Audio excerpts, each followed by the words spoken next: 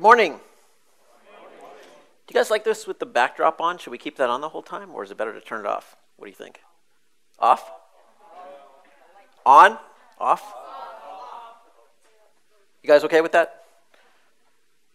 Just so I can see and not be blinded so much.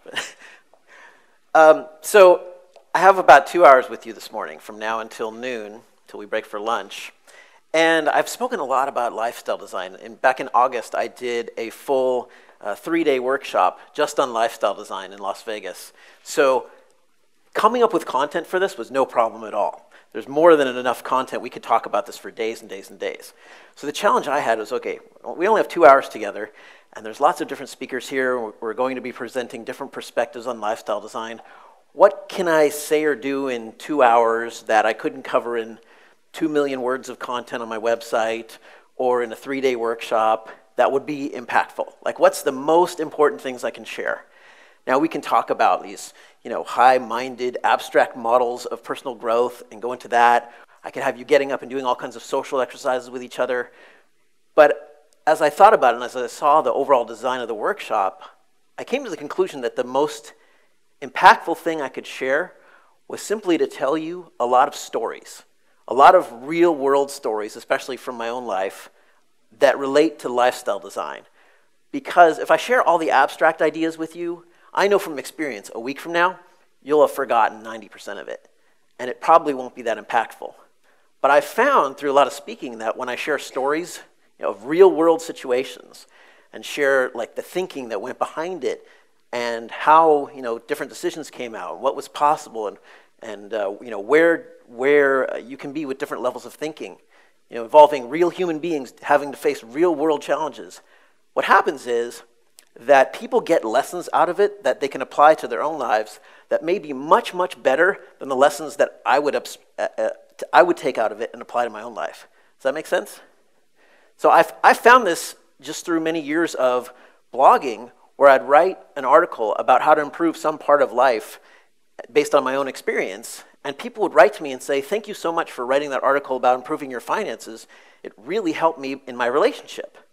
I thought, what? Or, "Thank you for writing that article about health. It was really great at improving my finances." And I thought, what's going on here? So when I followed up with those people and asked them, "What the heck are you talking about?"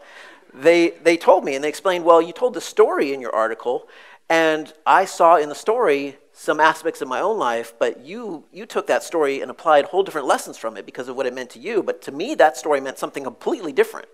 And I realized, the point that they were getting out of it wasn't even necessarily it wasn't a point I was trying to make, and it wasn't even necessarily a point that I would have agreed with, but that's what they needed to hear. That's what they got out of it.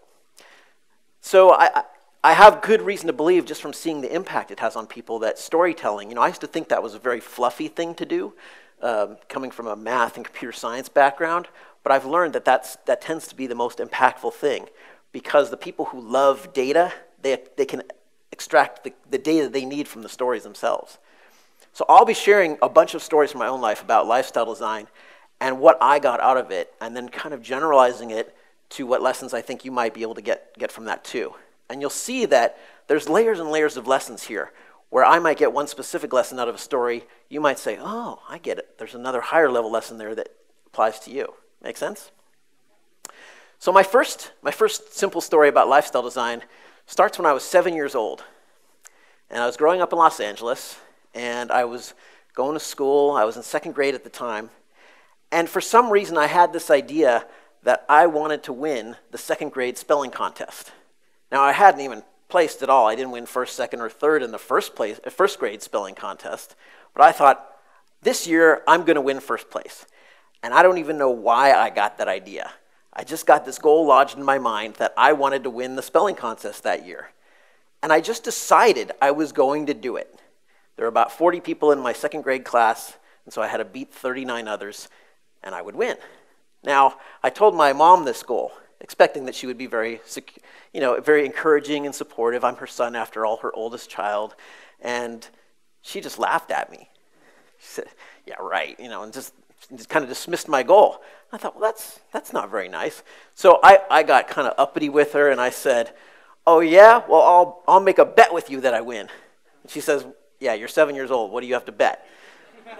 So what would she care about? And so I thought about it. I thought, okay, I was getting an allowance from her of $1 per week for doing some chores around the house. And $1, roughly translates to 1 Swiss franc per hour, or per week, I mean. And that was my allowance at the time. So I thought, okay, I'm going to bet her double allowance if I win for a whole month. And if I lose, if I don't come in first place in the contest, then I'll do all my chores that month for free. She thought, all right, she's thinking it's an easy $4, right? And that's what I'm thinking. Hey, this is an easy $4. And then I realized, oh, yeah, I actually have to study for this, and I have to work, and I have to, get really good at spelling, and I wasn't that great a speller. So I studied my ass off for that contest. I went over pages and pages of spelling words, and my dad would help me practice, because I think he was getting a special joy out of maybe helping me beat my mom,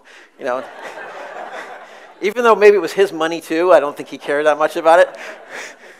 So I practiced and I practiced, and believe it or not, I actually won first place in that contest. And I went home after school, and I was just beaming. I was so excited. I even remember the word that I won on. This was back in 1979, and it was crayon. And the second place guy, he spelled it Caryon. And I said, yes! And I was so excited. And then I was standing up in front of the class. I didn't realize, oh my gosh, spelling contest is like public speaking. You have to be up in front of an audience. I was a very shy kid. I was very nervous to be up there. And when the whole class just erupted in applause, I was like, I probably just turned bright red, and I was all kind of embarrassed and shy and shocked about it. But I was also really, really excited. It was really cool to win this contest with all these second graders. So I told my mom. I raced to the car after school where she picked me up, and I told her that I'd won. And she said, yeah, right. She didn't believe me. Didn't believe me at all. And so she actually grabbed another girl from my class, one of my classmates named Kathy. And she says, who won the spelling contest? She said, Stephen did. I said, yes. I said, see? She's like, she was still shocked. I think she asked another student after that too. And so that was kind of a cool experience for me, because I realized, hey, I can set a goal that's a stretch experience for me.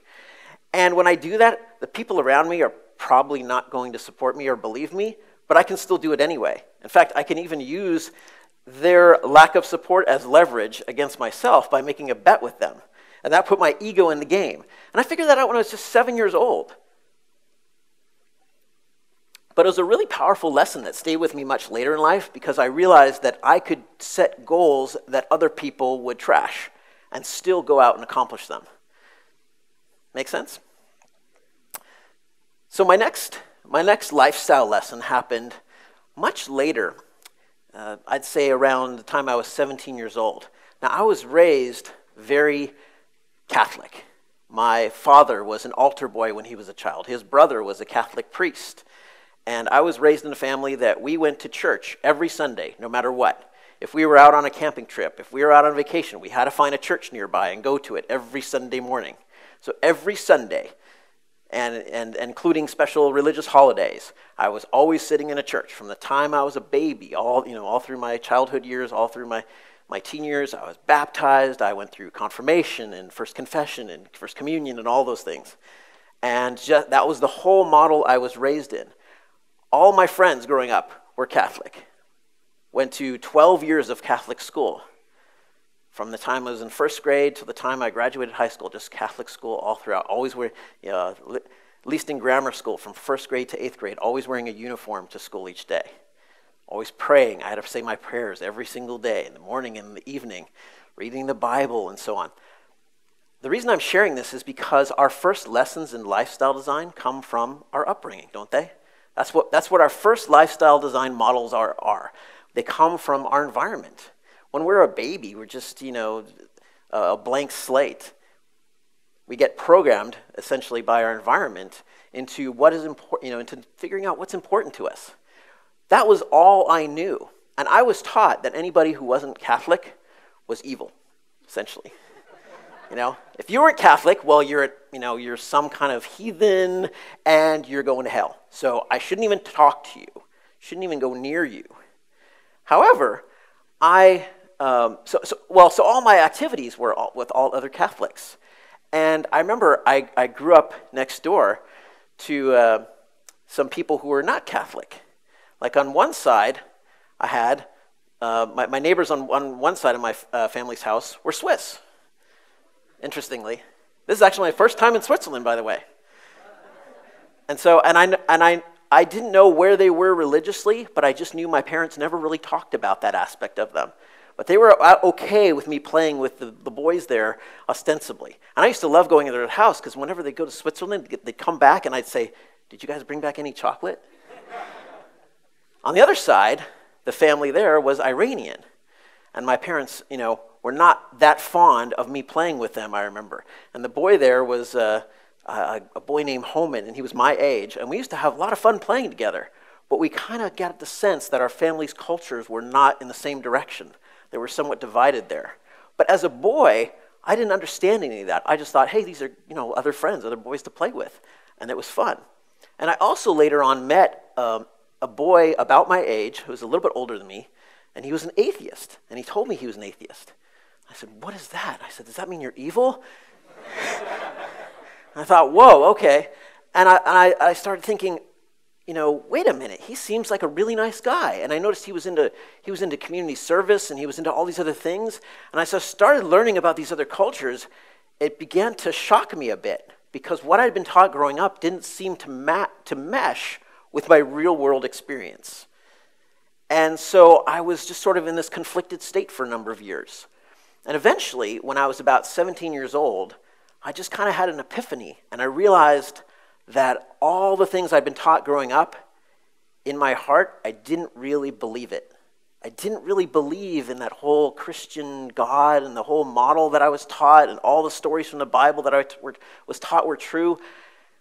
Regardless of how you feel about it, I just didn't believe it. I just was feeling, this is not true for me. But I just kept going with it because I thought, well, everyone around me seems to believe, at least most people do, and what am I supposed to do? And I thought I must be evil, because if I wasn't Catholic, then I'm evil. And I thought the only way out of this is I have to either pretend and fit in with everybody else, or I have to give myself permission to be evil. That's the only way out. I didn't know that there were any alternatives. I was completely ignorant to that. I was raised in a very cocooned social environment. And so, since I thought it was the only alternative I had, I thought, all right, I must be evil. And so I'll go and I'll be evil for a while. Or at least I'll be different. I'll be free. And so I started telling the people in my life that I didn't believe in God anymore, and that I was an atheist. And for high school, I went to a Jesuit school in Los Angeles called Loyola High School. And I was very fortunate in a way because the Jesuits there were pretty liberal as far as Catholics go. And so they kind of just humored me, and they were okay with what I was doing. They thought it was like, okay, this is part of his path of growth, and we'll humor him. And so I could be assigned to write religious essays, because I had to take a religious class every year. I could be assigned to write religious essays, and I could express that I didn't agree with what I was being taught, and they could still give me an A on those papers. So I felt lucky in that sense, because I know not everybody's had that kind of flexibility. And so I felt like at school, at least, I had some play space to explore and to experiment. And I really appreciated that. At home, however, totally different story. When I told my parents this, they freaked out. And they freaked out so much, they're like, I could hear them discussing, like, what are we going to do? And they were talking about various ways to punish me. And I'm like, whoa, like I hadn't even done anything except say that I believe something other than they do. And here I'm like, okay, we're going to take away his car privileges and this and we're going to have to do this to him and that to him. And I'm like, wow, okay. So I'm thinking, I'm going to start losing privileges. I'm going to be punished in some way. I'm going to be ousted from the family in some way. And so I backed off from it. And I told them a lie. I said, actually, this was just a school project we were assigned. We were supposed to tell you something controversial and see how you reacted to it. And so now I have to write this up as an essay about your reactions. And so on one hand, they were kind of annoyed by it. What teacher assigned you that? So I told them, and they're like, oh, yeah, that teacher, okay. And, hoping, of course, they wouldn't check with the school, which, of course, they didn't. And then, but then they were more like, oh, great, now what's he going to write about us? But, of course, it wasn't true. But that gave me some breathing space for a while. I could pretend with them while I could explore this on my own. And I really had no outside social support to explore this. I was, at the time, the only, I just said I must be an atheist because I don't believe in this, and that was the only model I knew. So I thought I must be that. This must be the path I'm going down. And I thought you either believe in the Catholic Christian God or you don't believe in any God, and you don't believe in anything, and you're evil. So I thought, okay, I'll follow that path. And then I was flipping through TV channels one day, and I saw this woman speaking on television, and it was on some daytime talk show like Oprah or something like that. I don't know how I caught a glimpse of that because I never really watched those shows, but I saw this woman, and it said on the bottom of the screen she was from American Atheists, and she started talking about, this magazine they had and their philosophy. And this was, pre-World Wide Web, so I couldn't really look anything up online, but they had some kind of address where you could mail away and sign up for things, and so I wrote to them, and I was able to subscribe to American Atheist magazine, and I had it delivered, when I'm like 17, 18 years old, while still in high school, and having it delivered to my parents' house. Now, you can imagine how they felt about that. And I'm like, oh yeah, I'm just curious, just curious. And so I had to go to get the mail first before they did, otherwise I'd miss an issue or two. But what this experience taught me is that I could start leaning into exploring things, even when there was a lot of, a lot of resistance around me to doing so. And you'll probably find the same kind of thing happening on your lifestyle path. Whenever you start leaning in direction away from your upbringing, away from all the people around you, they are going to resist. Expect that. But don't let that alone be a reason for not continuing. You can continue to lean into things. And what happens is when you lean into things, the social support begins to show up to the degree that you're ready to receive it. And I found that the more I was able to lean in that direction, the more things opened up for me. So what happened next was, since my parents were expecting me to go to church every Sunday, and they would love to sit in the front of the church, then I would just start rebelling in small ways. I would say, well, I want to sit in the back of the church. I don't want to sit in the front every time. And so I would sit in the back and do my own little thing back there. And I could kind of tune out and just not pay as much attention. And then I realized, and they were like, okay, fine, as long as he's still going to church. They were giving up a little bit. And then I would say, okay, I would sit in the back, and then as soon as the Mass started, I would sneak out and leave. And I'd walk down the street, go to McDonald's. There was a McDonald's down the street. Have breakfast there, hang out for a bit, check my watch. And then I'd walk back in and sneak in the back right as the Mass was ending and then act like I was walking out with everyone. And I did that for months. And I had 3 younger siblings, and my brother kind of knew what I was doing, and he would sometimes drop hints to my parents. And I found that, they weren't confronting me about it, though. And they weren't even checking. And I realized they were in denial about it. They wanted to be. And you'll probably see that on your own path when you especially see this in relationships. When people are in a relationship that's not working, you'll find that often one or the other person gets themselves into a state of denial. A while ago, I wrote an article about cheating in relationships, and I researched it online. And I found so many forum posts from people who are posting this potential evidence of cheating. And I thought, this is absolutely ridiculous. The evidence is overwhelming that your partner's cheating on you, and you have to even ask. Like, I found somebody else's underwear in my bedroom. And, I found a used condom wrapper in the bedroom, and we don't use condoms. There's a hint and a half. Hello? Yes, you're being cheated on. But people will get into denial about that. And the big question is, are you in denial about what's going on in your life? Are you pretending that things are okay? Are you pretending that your job is okay? Are you pretending that your relationship is okay? So that's a place where we all get stuck quite a bit. So continuing with the story, as I started sneaking out the back of the church, and I kept doing this for months, and I thought, you know what? I'll be going away to college when I'm 18. I'll just keep it up for another year till then. Seems like the simplest way, and then I'll be on my own, I'll be free, and I can do my own thing. And my parents can keep thinking that I'm going to church. But what happened instead is one time, I screwed up.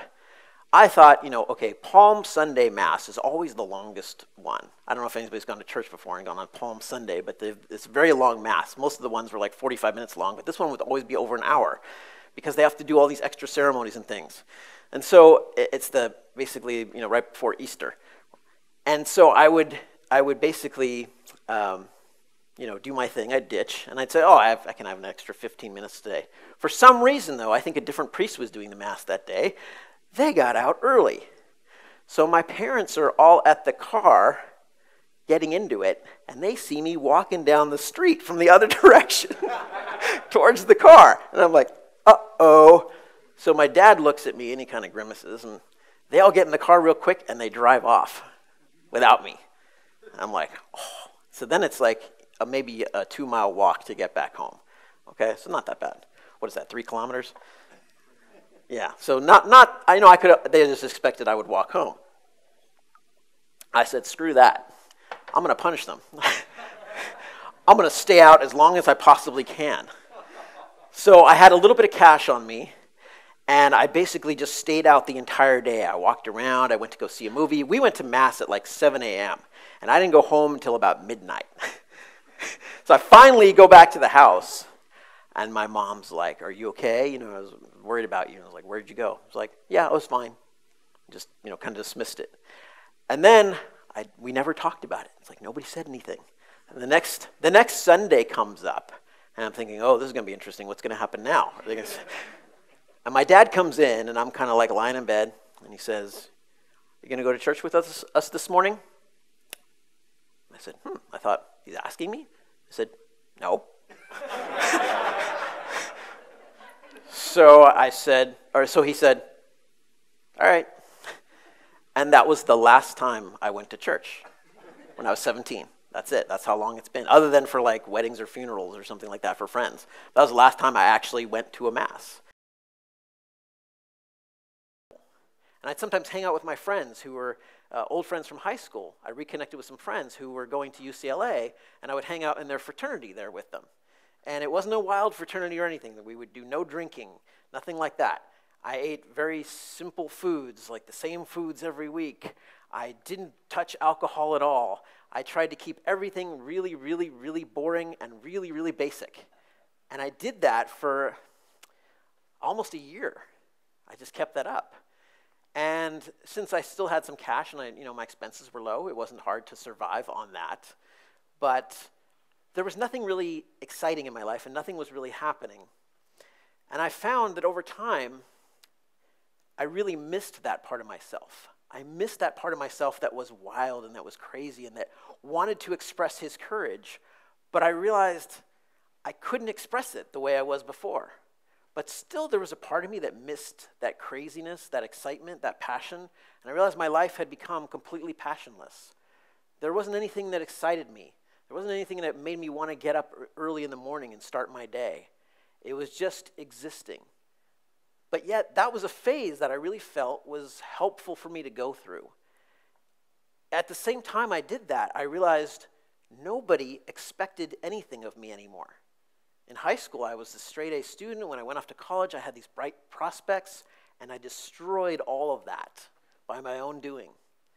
And now, my friends, my family, they just, oh, well, that's Steve, he's written off. I'm like a non-entity now. I don't matter in their reality. They no longer expect anything of me. It was enough, that they would be happy if I just stayed out of prison. Like that would be, oh, good, he's doing great, That was enough. But deep down inside, I was feeling, I want to learn more about life. I want to work on myself. I want to do something. So I would go into a bookstore occasionally, and I'd just start browsing through the store and reading stuff in the self-help section. I just sort of wandered over that. And I started reading books like The 7 Habits of Highly Effective People and a bunch of books about things like character development. And that really got to me. And I realized in the vast field of personal development, there's really 2 different main schools of development. One focuses on inner development, what kind of person you want to be. And for much of human history, that was the main form of personal development, talking about character qualities like honor and integrity, honesty, compassion, justice, courage, and so on, the values that you would internalize. And then, in the USA at least, about 100 years ago, something else started taking off, and that's what's maybe the more external focus of personal development. That happened largely as a result of more and more people moving into cities. And so now we're surrounded by other people. Now personal development starts taking on a different flavor. And I think it's been that way in much of the field for the past 100 years, this focus on external development, on your communication skills, on your personality, your branding, on how you present yourself to the world. And that school almost ignores what you are and who you are on the inside. That doesn't matter as much. It's how to win friends and influence people. It's that ethic, okay? It's that here's what I need to say and do to get a date. Here's what I need to say and do and put on my website to get ahead. Here's what I need to do for search engine optimization. Here's what I need to satisfy the computers of the world and to get ranked higher and to get ahead and to win. Here's what I need to do to please other people, to impress them, to make them think highly of me. And that's, I think, largely where personal development, the field as a whole, has been stuck for the past 100 years or so, is that we've been a lot in that personality ethic, that branding ethic, that movie star style of who are you to the world? You have to be the success. You have to be impressive to other people.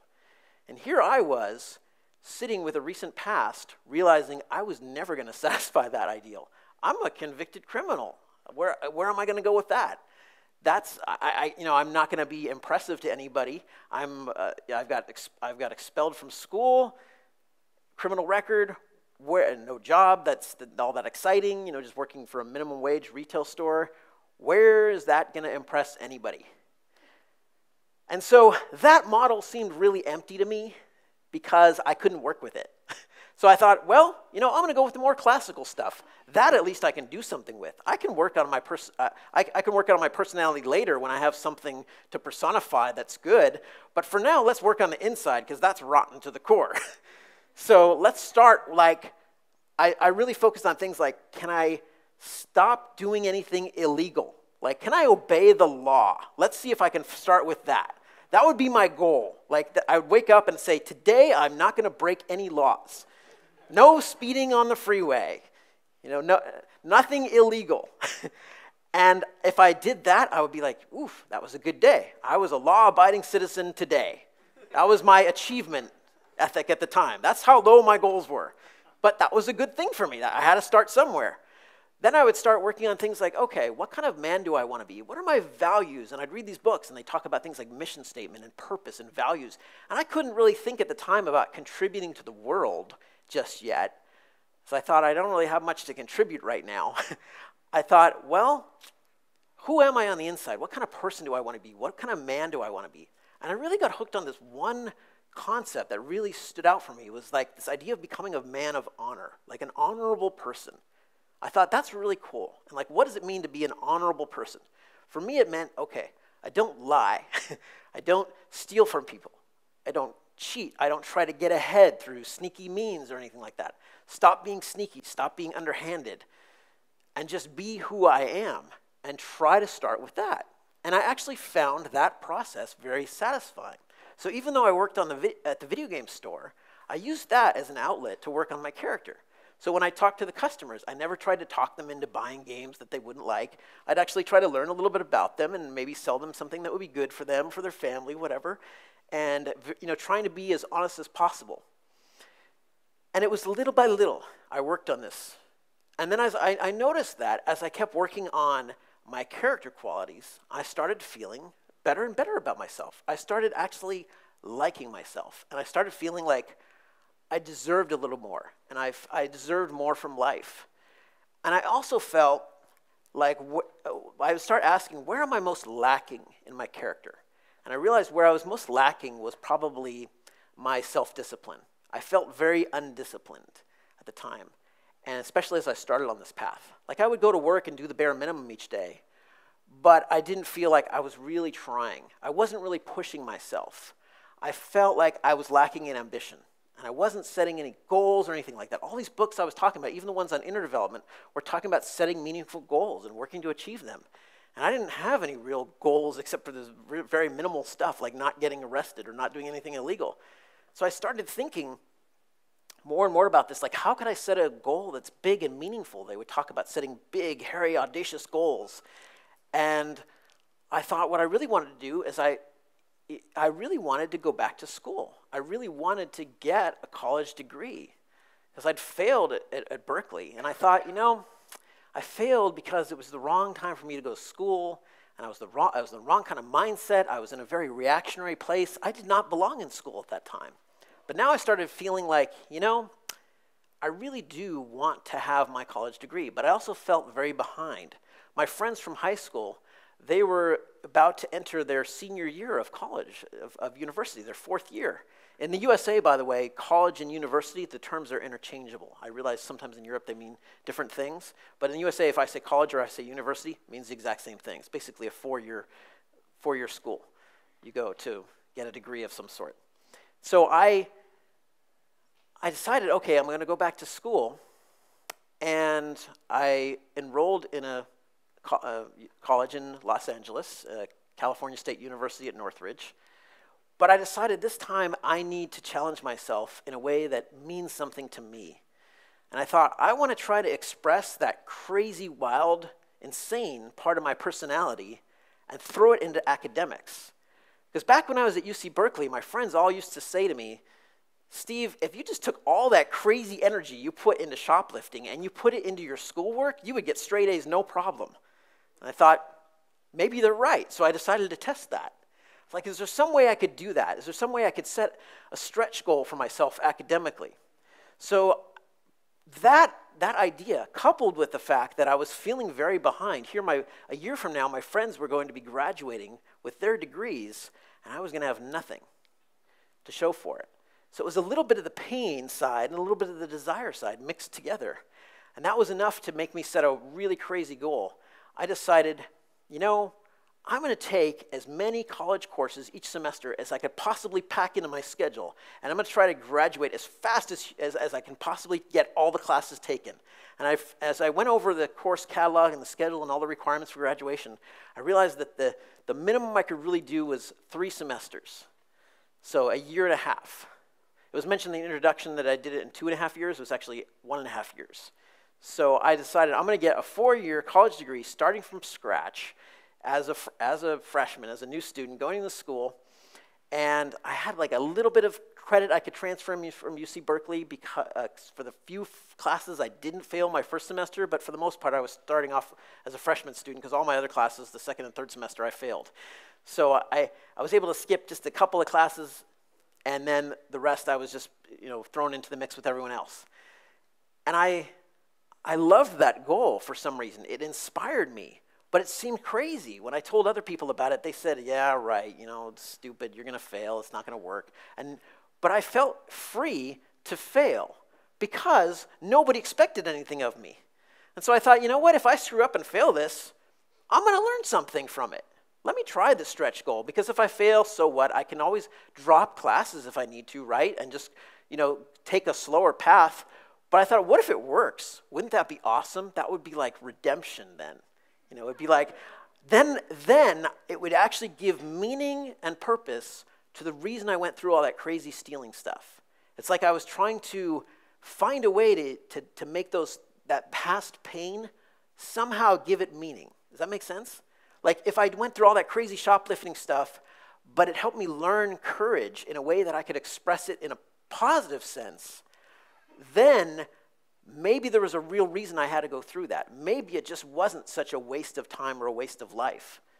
And I was really resistant to the idea that I'd wasted so much of my life. And I thought I have to find some value out of that experience. And so I started off and I went to the school dean of the computer science department. I was majoring in computer science, and I asked her to approve what was called an extra unit card, because most students would take 12 to 15 units per semester. That's a measure of how many, how many classes you're taking basically, and with each class being 3 or 4 units. And I wanted to take 31 units that first semester, more than double what most students take. And so I needed to get special approval to do that. So I walked into her office and I said, I want you to sign this extra unit card so I can get approval to take all these courses. And she just laughed at me, much like my mom did when I was 7. It's like with that, yeah, right. She's like, nobody's ever taken that many classes in this department in one semester. That doesn't make any sense at all. And she's like, why do you think you can do this? And I'm just like, I just can, I know it. But I had no proof. She had no reason to believe me. If she looked at my Berkeley record, she would have laughed even more. Fortunately, she didn't have those available at the time. So she just saw I was starting off as a new student. So but I was still motivated. I really wanted to do this. I was like, this sucks if I can't at least get the chance to try. I was willing to fail. I thought maybe I can't do it, but let's see if I could. And so during the time leading up to school, I studied time management books, and I read about self-discipline, and I thought, how can I make this work? There's got to be a way to make this work. Maybe if I set the goal, and the books I was reading said, just set the goal, and you'll figure out how to do it along the way. Set it, and let it be a stretch. Let it be something you're not sure you can do. I thought maybe I could do it, but maybe I can't. And the books I was reading said, that's a good goal to set. It'll make you stretch. So I was kind of in that place where even if I failed, I'm going to learn something and it'll be a stretch experience. I was okay with failure. So I'm talking to this dean, and I eventually get her up to agreeing to 25 units. And that's as far as she's willing to go. She's like, that's more than I approve for anybody else. I'm not going to go higher than that. I'm like, all right, fine. So I enroll in the 25 units there, and then I found that I could sign up for 6 more units at a different campus where I could take the classes. I signed up through Los Angeles City College for 2 extra classes. I think it was an anthropology class and a geology class. And I could take those classes remotely through instructional television. So it was offered by the college class. I would have to videotape some TV shows that were broadcast on some public broadcasting television station in the middle of the night, record these shows. I'd watch the lectures. I'd have to get some textbooks and read it. And basically I would be, sort of distance learning at one school while I was going to class full-time at another school. And I figured out then I would be able to get all the 31 units I needed. Now, technically, that was not allowed because when they approved you for extra units, that included off-campus units too. But then I thought to myself, that just seems like needless bureaucracy. How are they going to know? And I'm not going to tell them I'm doing that. And if I try to transfer in the units afterwards with the valid classes, if I pass those classes, how are they going to block that? They're not going to block it, right? They're going to say, oh, okay, fine. And I thought, there's no way their computer system is going to stop me from being able to transfer those units in eventually. So I thought, this must work in my favor. So I did that. And it was so much fun. It was crazy. It was, trying to use every time management trick in the book I could. I learned so much about pushing myself to do things that I didn't think were possible. That goal brought out things in me academically that I never would have experienced before. And it was actually way easier, I think, for me than for the experience of the other students taking fewer units because I was fully engaged. I had a goal that was exciting to me and motivating to me. So I had lots of motivation because I was always on the edge of thinking I might fail. It wasn't easy. It was very challenging. But at the same time, I was so lit up with so much extra energy from the craziness of it and from this chance at redemption, because it now gave meaning and purpose to something from my past, that I was super invested in making this work. I was like, if there's a way, I'm going to find a way to make this work. And so I would do things like I'd be sitting in one class, and if the teacher was talking about something I was already familiar with, I'd do homework for another class in the back. I realized I need to exercise every day for this, because I need to keep the stress down. I can't get stressed out. So every morning I would get up and go for a 3-mile run, every single morning, 7 days a week. That would be how I'd start my day. I'd sleep a regular 7-8 hours a night. I wouldn't cut sleep. I'd sleep pretty much the same hours every night, get up the same time each morning, start with exercise, have some breakfast, go off to campus, and I'd have a heavy backpack as it was filled with books. So nice now we have like just a tablet you can take and have all your textbooks on it. But I had this heavy backpack with all these books, math and computer science classes and things like that, and lugging it around. And some days I'd have 8 classes in a row to go to, and I'd say the number one key I did that made it possible is that I kept myself emotionally engaged with the goal, because whenever I had a break between classes, like 10 minutes, 15 minutes, I had a Walkman cassette player, and I would pop in some self-improvement tapes, and I'd listen to them on my headphones. Now it's really easy to do that with iPhones and iPods and stuff, because you can have entire libraries of collections on there. So I'd bring several cassette tapes with me, and I'd just pop them in and out of this player and listen to them. And over the course of a day, I would listen to about 2 hours of content on average. And I didn't have a lot of money to spend on that, so I would just either check things out from the library for free, or I just listened to the same 3 programs over and over and over again. And I remember one I listened to was Lead the Field by Earl Nightingale, and another one was How to Master Your Time by Brian Tracy, and another one was Dennis Waitley's The New Dynamics of Winning. And I just kept listening to those. They were 6 cassette audio programs sold by Nightingale Conant, and they were about $60 each, I think, for each program, and I just kept listening to them over and over and over again. And over the course of my college career, I listened to them dozens of times. And so every day that people were telling me, you can't do that, these guys are in my head telling me, yes, you can. And you're going to. And set goals and focus on this. And it wasn't so much the content that mattered. It was the energy I was connecting with. It was that energy of that positive spirit, that can-do attitude. I had no mentors at the time helping me. I had nobody encouraging me. But that became a positive source of inspiration for me. Just tuning back into that positive material every day. And that's how I started each day. Every time I went running each morning, I would pop those headphones on. And so I'd get at least 25 minutes of positive material each morning that I went running. And that became a crucial habit because I realized the one thing that could defeat me the most would be my own attitude. If I let myself start having doubts about the goal, that would kill me. And I thought, if I'm going to fail at this, I want to fail because I just couldn't do it because it was not really possible. I didn't want to fail because I gave up. I didn't want to defeat myself internally. I was okay failing because it was just beyond my physical and mental capabilities. But I didn't want to fail because it was beyond my emotional capabilities. Does that make sense?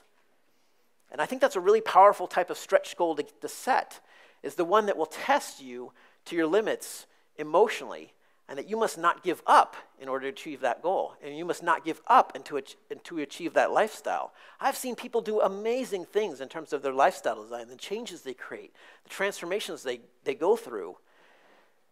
And so often the reason people fail is not because of the external obstacles out there. It's because of the obstacles they imagine in here or they create in here, in their own feelings. They give up. They give up. That's the main thing that will stop you from creating the lifestyle you want, is that at some point you're going to give up on yourself. And that may happen multiple times during your life where you feel like you're giving up. You're not doing your best. And what I would say is that there are a lot of different strategies to get yourself emotionally invested. One that has worked for me is trying to connect with the type of person I want to be on the inside, and then thinking of, like, how can I find meaning and purpose in my own past, from my own past experiences. We often look to the future to create meaning and purpose, but I think we can actually dive through our own past and find a lot of meaning and a lot of purpose there. There was a story told by a preacher called Acres of Diamonds. And it's a very simple story. He tells of this guy who went all around the world looking for diamonds. And it turned out it was a guy who had a diamond mine on his own property, and he didn't even realize it. And after searching the whole world for diamonds, he gave up and committed suicide. And then when they found his property, they found that he had a stream flowing through his property, and it was filled with diamonds. If he just looked in his own backyard, he would have found the diamonds there. I think the lesson that we can apply from that story is, look in your own backyard for the diamonds. Try not to get so jealous and so obsessed with what other people are doing out there in the world. Instead, just think, what is the meaningful path for me as an individual? What's unique about my path? And over time, as I've gone forward, I've found that I keep going back to these past experiences, sometimes painful failures, and reanalyzing them and finding new meaning in them.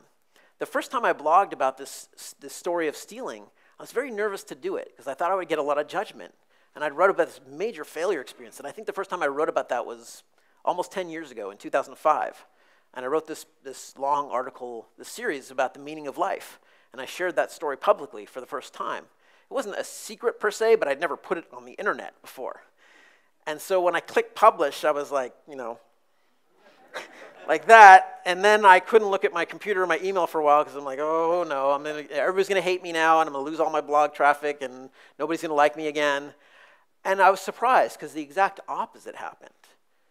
People gave me more credit for being honest about that. They were like, wow, that was amazing that you shared that. They said it took a lot of courage to do that, I'm sure.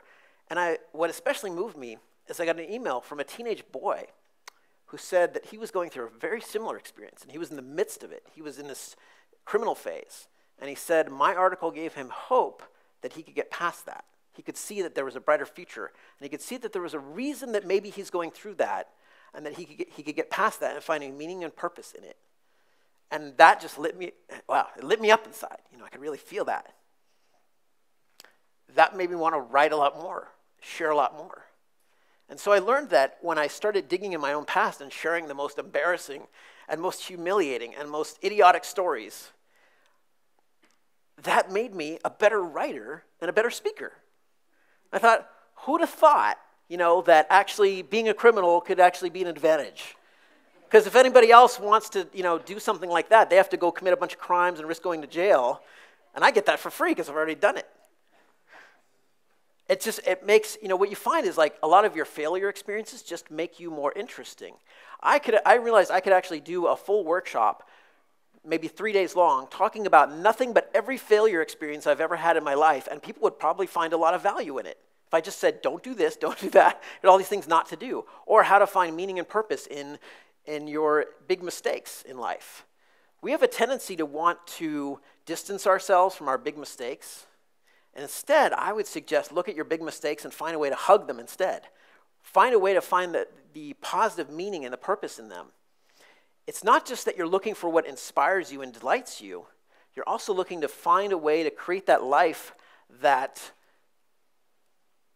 is a complete whole. It's not just this disjointed timeline, but think of your life as one giant whole, one giant package that exists outside of time, like this fourth dimensional existence. And it's already complete, and it's already whole, and it's already beautiful as it is. And you don't have to deny the existence of any part of it or try to cut it off, but instead see that this too can be a part of me. That it's all part of who you are, and it all forms your character over time. One of my big lifestyle design lessons then after I graduated from college was, okay, now I'm out of school and I'd succeeded in achieving my goal. I took even more units the next semester, and then in the third semester I graduated and I got such good grades too, and I was given this award for the top computer science student in my school. And I thought, wow, that was such a huge transformation, and it was such an amazing experience. And then I got sidetracked a bit. I decided, okay, after school, I'm going to go start my own computer game company. I'd been doing a little bit of contract work on the side as a computer game programmer as I was going through school. And I thought, I'm going to start my own company, and I want to have success. I want to have a cool game on the shelves, and I'm going to start my own computer game development company. I'm going to be the CEO and do this entrepreneurship thing, and that's going to be really, really cool. And I did that. I got an office in El Segundo, California, and I had publishers lined up to giving me advances to do games for them. And I never found satisfaction on that path, though. In 5 years, I took maybe $20,000 that I'd saved up from doing contract programming, and I turned it into $150,000 of debt. Wrong way to go. Didn't work. What happened was I basically just got screwed over. I didn't know enough about business. I didn't know what I was doing. I was trying to follow this definition of success that was external, and it wasn't the industry, the people I had to work with. They were not meshing with who I wanted to be on the inside. I wanted to be this guy who valued honor and honesty and integrity, and the people I worked with in the industry didn't care about that. They just wanted the marketing value and the flash and the fluff. And it was all about making more violent games to satisfy the appetite of everybody out there. There wasn't much meaning and purpose in what I was doing. And I found that the business deals I was doing, they were falling apart. I was having a hard time staying motivated to keep going on that path, even though I was working very long hours a lot of the time. I would sometimes sleep under my desk at the office just so I could squeeze more work in. During this time, I virtually never took vacations. And it was tough. It was very challenging. I felt like I was working very hard and I was doing something cool, but something was off, and I couldn't quite put my finger on it. And eventually, things kind of came to a head where I got so deep in debt that I ended up having to go bankrupt. And I lost the office. I had to sell off all the furniture and equipment, had to move to a smaller place to live. I got evicted from my apartment because I couldn't pay the rent. And I thought, this is very frustrating. I'm a smart guy. I went through college, this 3-semester thing, and now here I am just failing utterly in business. Why can't I make money by trying to focus on money and success and fame and fortune? Why isn't that working for me? And it was very, very frustrating. And as during the time I was getting kicked out of my apartment, I walked down to the beach in Santa Monica, California, and I sat down next to the Santa Monica Pier, and I looked out at the ocean, and I thought, I was getting calls from creditors all the time. People were calling me 10 times a day saying, when can you make a payment? Because I was behind on all my credit card bills, and I had no money, and I knew my business was just going downhill, and the game I was doing was getting canceled because the publisher was doing badly too. They were out of money and had to cancel our project. I just felt nothing's working on this path. I keep trying to make money, and it's just having the opposite effect. The more I try to make money, the less I seem to have. And I just decided this is no way to live. I thought I'm creating all this stress, and it ultimately comes down to worrying about a number in a bank account somewhere. You know, a number in a computer database is my entire source of stress. The fact that I have debt, the fact that I'm not making money. I thought this is out of alignment with the character that I want to create. I thought I don't want to be this kind of character. I don't want to be this kind of character that feels so vulnerable to what's happening in his finances. How can I be this honorable person if I'm always chasing money and if I feel like I have to do things I don't even like to try to make money? That just doesn't seem right. And I was kind of angry at the world for being the way it was. I was angry that we had to have money in our lives. I didn't like money. I found it annoying. It was a pain in the ass to deal with. And I actually thought, well, let me see where this line of thinking leads me. And I just sat on the beach and just had these thoughts for a few hours. And I thought, okay, I'm going to lose some stuff. I'm going to have to go bankrupt. My finances are screwed. That's going to be it. I just sort of surrendered to that idea for a while. I thought, all right, then what next? And I thought, I'm not going to live the next 5 years the way I lived the last 5. After 5 years of that, I thought that's enough. That was from 1994. I did that till end of 1998. I thought, enough. I can't keep doing this.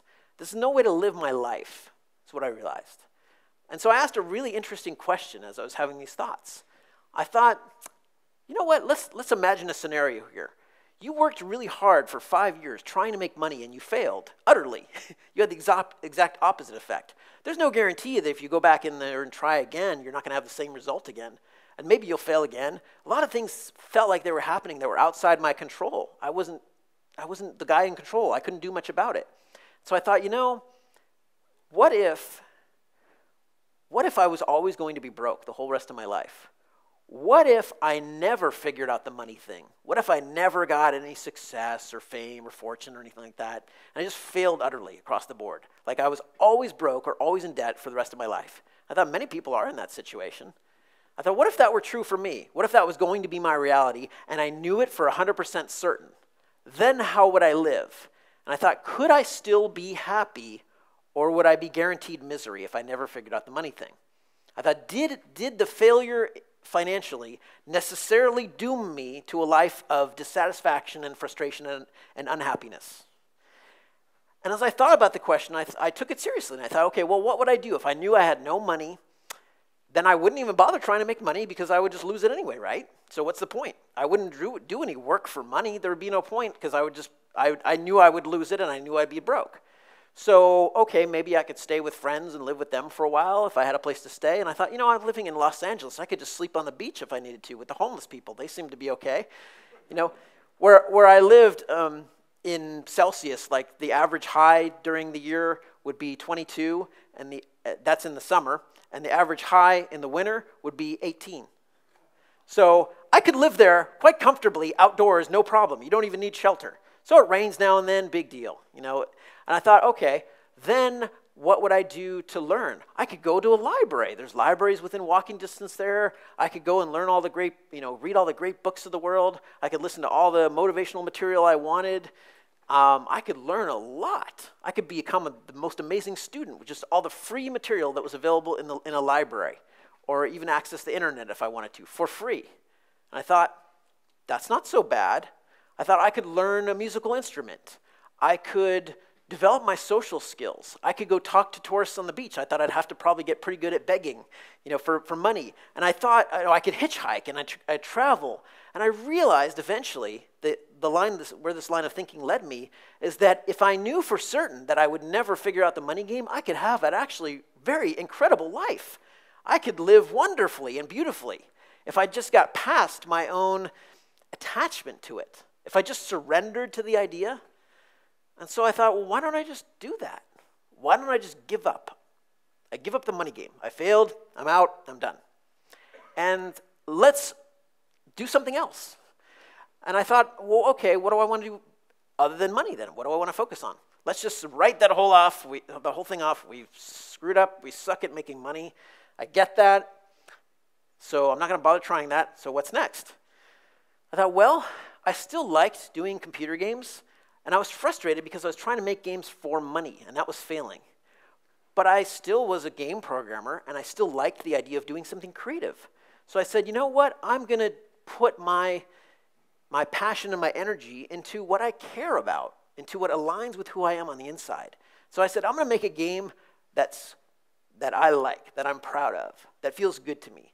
I'm going to focus on doing something intelligent, a puzzle game perhaps, or a strategy game, something nonviolent, something that makes people think, something that I can do for a $0 budget because I had no money at the time.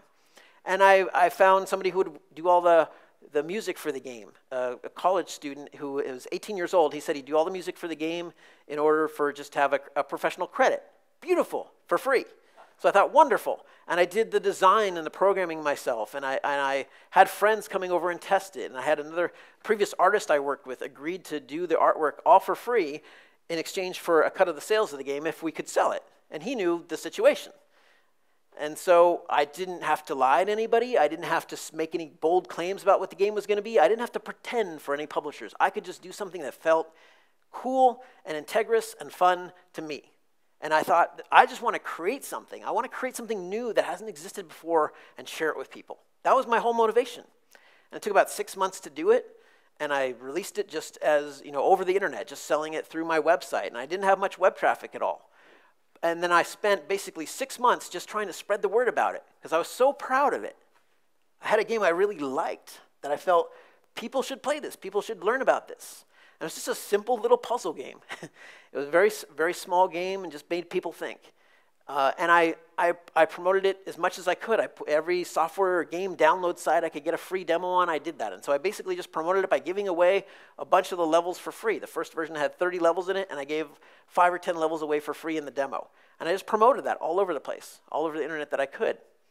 And as I did that, I realized people actually liked it. They liked it more than any of the other games I'd written. Why? Because I'd written the game to create something new. And I think people realize that when you see like a movie or read a book, you can tell the stuff that's been created for the money versus the stuff that's been created for the art.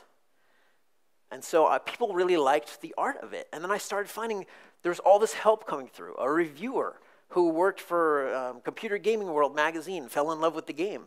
And he couldn't get it covered in their mainstream magazine because it wasn't violent enough. It wasn't a shoot 'em up kind of thing. It wasn't the type of mainstream game people would like. But he helped me a lot in getting it promoted in smaller places where he could. Gave me introductions, gave me leads and resources. And I found so much help coming through. And the game won several awards. It won Shareware Game of the Year a couple years in a row. And it started getting more and more publicity. And soon it was covering all my expenses and then some. And I'm like, that was really easy. It took like about 1 year from the time I came up with the idea for the project to have it covering all my expenses and then some. And then I was able to do licensing deals with, for other publishers and do a couple of add-on packs and so on and so forth. And that worked out really, really well. And it all started with me figuring out how can I do something lifestyle-wise? What's the idea here? How can I generate income doing something that aligns with who I am? But as I continued down that path, I fell out of alignment with it again. I felt, I'm not getting as much joy out of doing computer games. It's still just kind of entertaining people. And I was trying to express a personal growth mindset through the medium of computer games. It wasn't really the right fit. So what I started doing is, in 1999, the same year I published this game, I started writing articles on the side to help out other game developers. And as I worked on writing these articles, I found I got a lot of positive feedback about them and a lot of joy there. And I started writing first, articles about technical stuff and sales and marketing and how I was doing this with no budget at all and actually getting some income coming in. And other people were trying to figure out the same thing. And then I got some speaking invites to speak at events like the Computer Game Developers Conference or software conferences. And I started doing that and finding, well, that was a little bit scary to start with. I really liked it. And I found that it wasn't just this idea of, okay, I have to align myself with my path with the heart. I also have to find the alignment that provides value for other people. On my path, and I'm sure you'll find this too, there's a lot of things you can do that provide value for you, but not for anybody else. Like me, creating games for myself didn't do anything for anybody. Me reading personal development books for myself only benefited me. But when I found a way to take the knowledge and the education and even the painful lessons that I experienced and turn that into something of value for others, that made all the difference in the world. That is what created the income streams. Everything stemmed from that. Everything stemmed from trying to find that path that aligned with who I want to be on the inside. That's the big question I'm always asking myself is Steve, who do you want to be? Who do you want to be? Who are you? And are you the person you want to be right now? And many times in my life, to this day, I still answer no. I say, no, it's not quite there. It's not quite there. And I'll go and I'll make some changes. And I go into a path where now it's again a yes. What got me into blogging is just writing these articles because it felt aligned with my heart. But I had no idea it would become an income stream. I wasn't setting out to be a writer.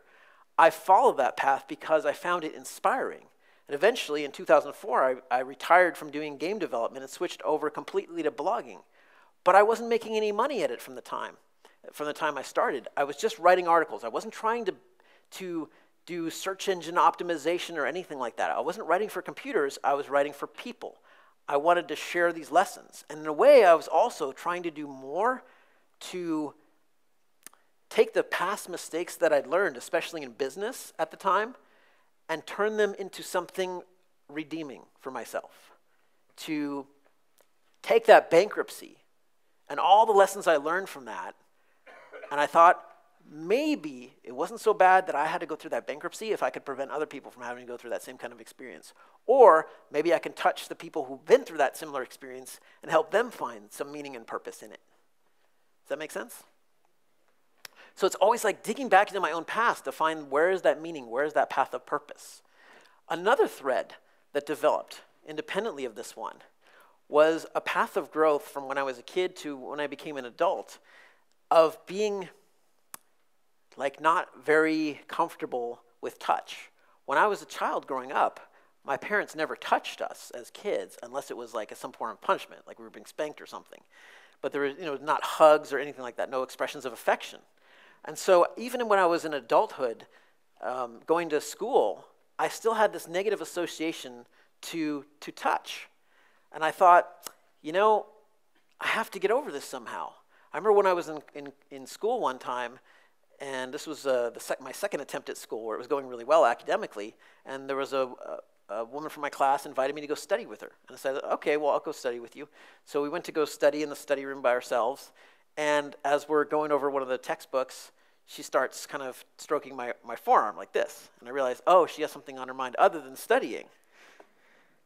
And I freaked out, though, because I was very uncomfortable with being touched. It was a thing that had negative associations for me. And so I made an excuse that I had to go, and then I avoided her for the rest of the semester. Seriously.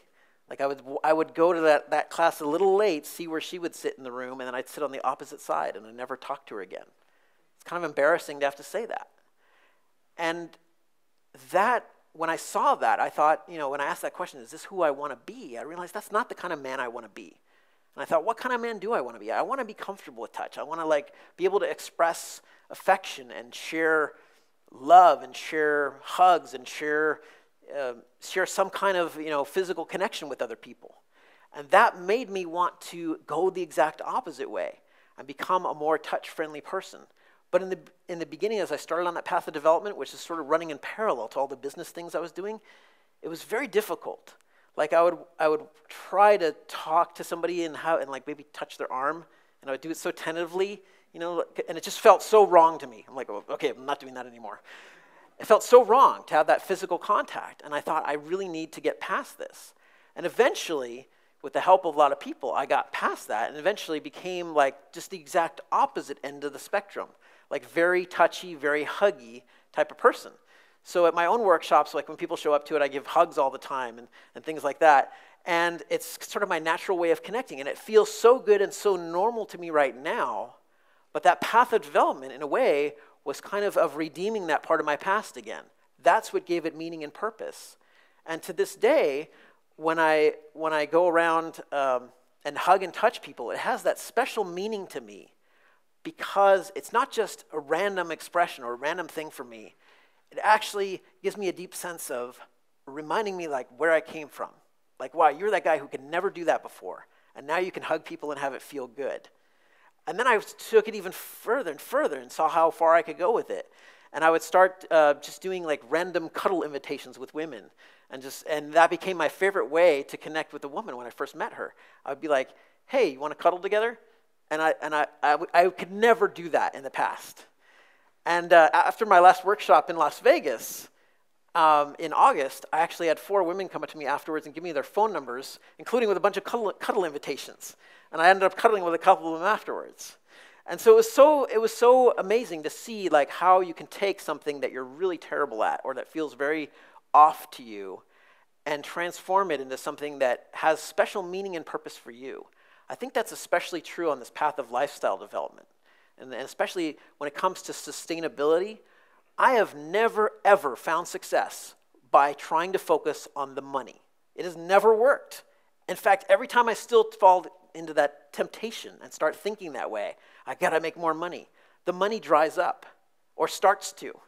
But the funny thing is that when I got that big lesson in 1999 and I decided to stop focusing on trying to make money and start doing things that aligned with who I was and that created value for other people, especially things that transformed my relationship to my own past, the money just started flowing effortlessly. It was ridiculous. People would conspire to give me money, it would seem. Like, I didn't seek out a book publisher, but I have a book published by Hay House. It was published in 2007. It's called Personal Development for Smart People. I never sent out transcripts. I never sent out letters to publishers. They came to me. They said, hey, Steve, we're familiar with your blog, and if you want a book deal, let us know and we'll do it. I said, okay, that sounds good. And they said, how does a $50,000 advance sound? That sounds good too. Let's do it.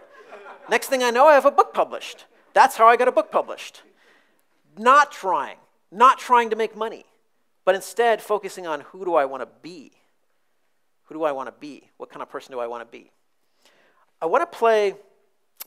Before we wrap up, and we'll do a little bit Q&A at the end before we take a break for lunch, I want to play just a quick 2-minute video that shows you, this is something from the workshop I did in August. And what I did is, we had 125 people at this workshop. Now, this is not to promote the workshop or anything like that, because I've only done this workshop once, and I'm not scheduling any more workshops right now, so I'm not trying to sell you a ticket or anything like that. I'm just trying to show you a fun experience that we did by helping people align with their hearts.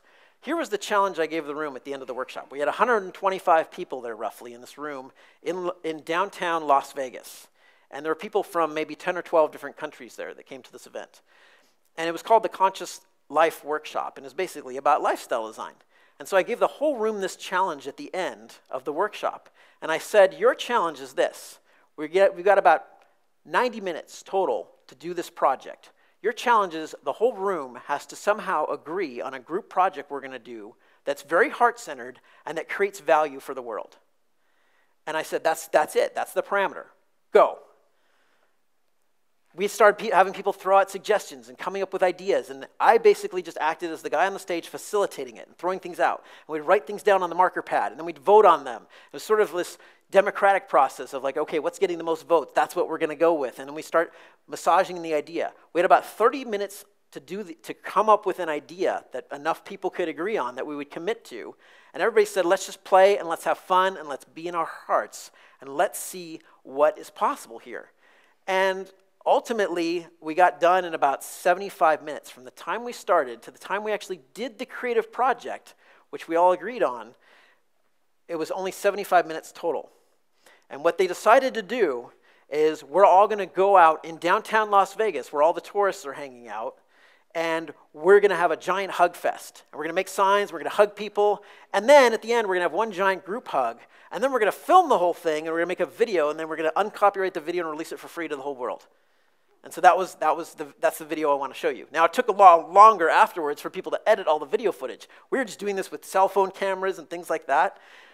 But I want you to get a sense of the energy of what happens when this kind of creative, heart-centered energy gets together, okay?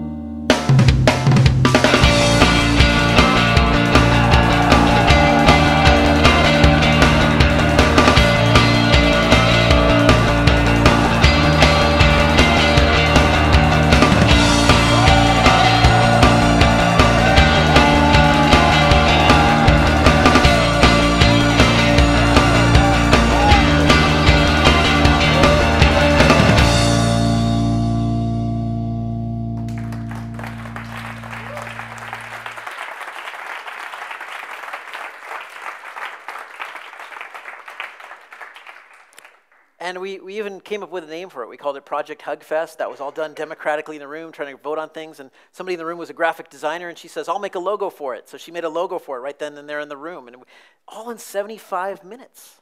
You believe that? From idea, getting 125 people to agree and do this project and be back in the room afterwards. I mean, you can do amazing things. This was just like a little fun thing to do. Imagine what you can do in the world of business. Imagine what you can do in terms of helping other people out there in the world and creating transformation if you can just create a fun little project like this in 75 minutes. But it only works when people align with their hearts. When they get heart-centered, they can do really fun things really quickly. But when you get stuck in your head, that's when you start thinking fear and doubt and worry and, oh, this is embarrassing and I can't do this. But if you just get in your heart again and play like a child, get back to that place of innocence, then all kinds of transformation is possible. Then all kinds of amazing lifestyle things are doable. Make sense? All right, let's just take, can we go, I know it's noon right now, can we go just a few extra minutes for Q&A if we want to? Anyone have any questions about this? Yeah, okay, right here. Do you want to do a mic or to get it recorded? Thank you, great talk, by the way. Do you have a model when you look back from your past of things? So if you were to create something again tomorrow, do you have almost a how-to guide of how you look at things now? Number one is you maybe visualize it. Number two is create a framework. Number three is X, Y, and Z. See, that kind of model's very up here. I go by what's in here. For instance, this is my first time in Switzerland, but it's my 5th time in Europe. Okay, now I could have done this as a very pre-planned trip, knowing exactly what's going to happen. But instead, I flew here with a one-way ticket, not knowing I have a place to stay here till Wednesday. After that, I don't know where I'm going to go next. I don't know what country I'll be in next week. I'm just going to follow my heart and see what happens and what shows up in terms of invitation and inspiration and flow with that. That's how I really love to live right now. I don't have to be back in the USA until February. I don't know how long I'll stay in Europe. I don't know where I'll go next. But it seems like if I'm aligned with my heart, as I've done this more and more leaning into this, that always seems to create the most exciting things. Now, the first time I came here, I had to plan out a lot more because I didn't feel comfortable doing that. But I made a couple trips in 2013 here where I started testing that, a 30-day trip and a 35-day trip. And on the 35-day trip, I didn't have to pay for a place to stay once. When I found that it was in my heart, people just said, hey, come stay here with me, and we have an extra place. And I ended up staying like in a 3-bedroom house in Oslo for free for an extra week because somebody's mother was out of town, and I was able to stay there for a while. And then it was like, oh, invitation, come over, visit us in Romania. Okay, sure, why not? Go there. And all these amazing things would happen when I would align with my heart. I have written a lot about models and things like that, but it's not really the approach I use anymore. And it's not really the kind of path that I think leads to genuine transformation. I find whenever I'm getting stuck in that, what's the model? What's the strategy? What's the paradigm process? I'm stuck up here, and I'm not listening to what's going on in here. And then I'm going to come up with answers that are lousy. I'll have great, beautiful looking plans, but I won't actually do them. Thank you. Okay. Another question right here?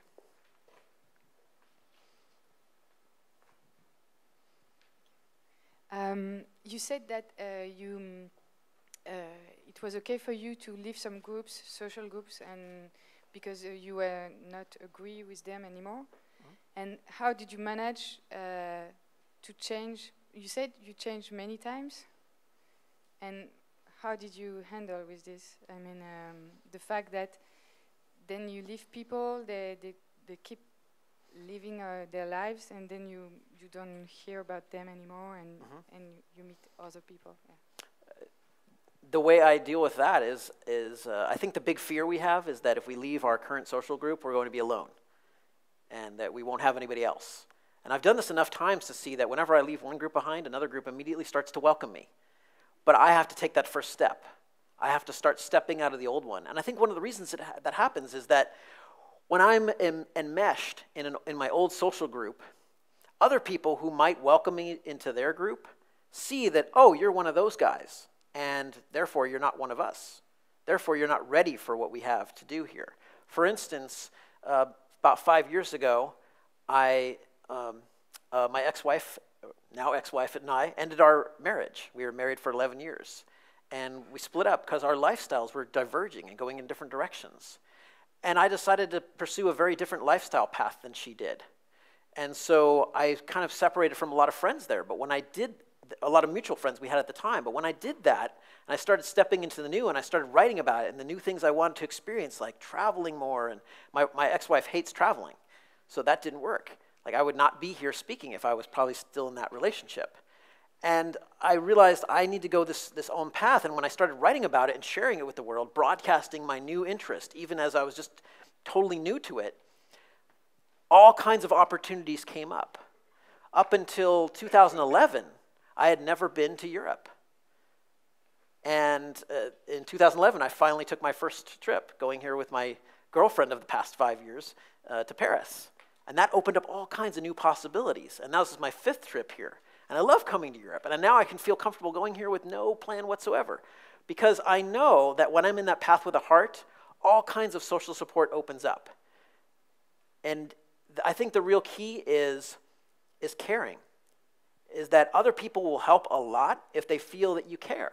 If they feel that you have something in your life that you care about, if you care about them, and if you feel good about who you are on the inside, I think other people really like being around those who are comfortable with who they are. I especially like hanging out with people who are very comfortable in their own skin with who they are.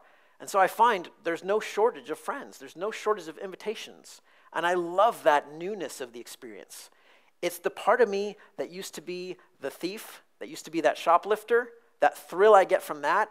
Now it's transferred into something positive, the thrill of meeting new people and sharing and communicating and connecting. I used to be deathly afraid of public speaking, for instance. Could never do it. And now I can do it without getting nervous at all. It's fun. Why? Because I see that we're all like one connected whole. We're all human beings. We all have a lot more in common than we have different. And all the problems and differences can be transcended if we align with our hearts more. If we all follow our path with our heart and we're lit up, then we don't have to fight over resources and things like that. We don't have to make petty squabbles. We don't have to reject each other as much. We can be more welcoming and inviting, and there's always new social support that shows up. But it never shows up until I take the first step, until I say, this old model is no longer working for me. I need to move on. So I have to step into that void. And now it's gotten to the point where I barely get my foot out before the new invitations come in. As soon as people sense or whiff that I'm transforming, the help starts coming through. It's like it comes faster and faster. I have something called the 48-hour rule, which I love using. And it basically says that whatever I do that's new, I'll get 48 hours of resistance, and then everybody else who resisted will give up, as long as I'm certain. So for 2 days, I have to hear crap from people saying, you can't do that, you're wrong, this and that, you shouldn't do that. And if I just say I'm doing it anyway, after 2 days, they've all given up, and then I'm free. They have a very short time span. So you just have to make it through 2 days, and you're free. At least that's my experience. Okay, let's get wrapped up soon. You want to come back up, Josh, and go for lunch? I'm going to be hanging out here the whole weekend, too, so feel free to ask questions. I'm very friendly. You can come right up and talk to me. I like hugs, so you don't have to do the handshake thing. Feel free to walk right up and hug if you'd like. It's a transformative experience for me. Thank you very much. Thank you. Thank you so much.